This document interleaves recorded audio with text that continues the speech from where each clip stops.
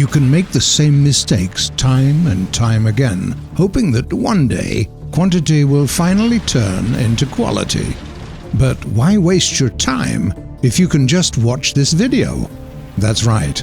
Today we're returning with a new crash course, this time with a French flavour.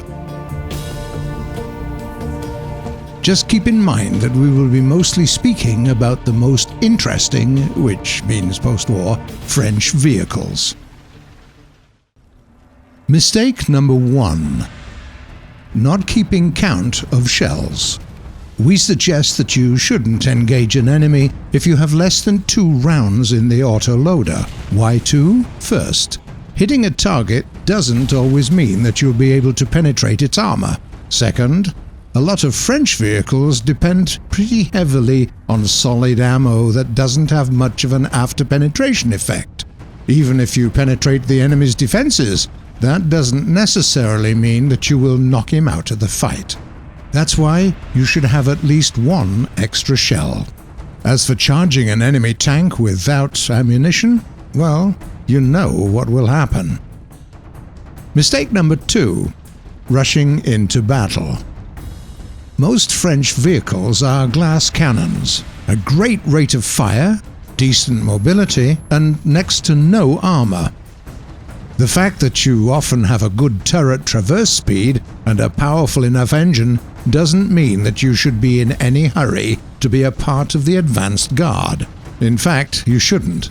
In many cases, you won't even be able to take a single hit. Keep your distance. Mistake number 3. Not looking for alternative routes. The shortest way is often the most dangerous one, which makes it almost completely unsuitable for the French. There are some exceptions, of course. If you're into having more protection, take a look at machines like the ARL-44 or the Jumbo.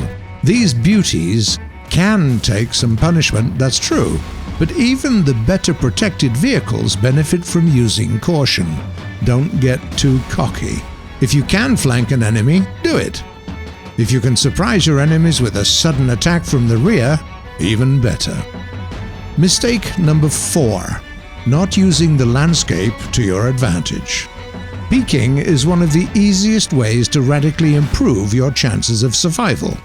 Just don't expose your turret for too long. Ideally, you should peek out of cover, land a shot, get behind cover, peek out, land a shot, and hide again, all the while showing only the top of your turret.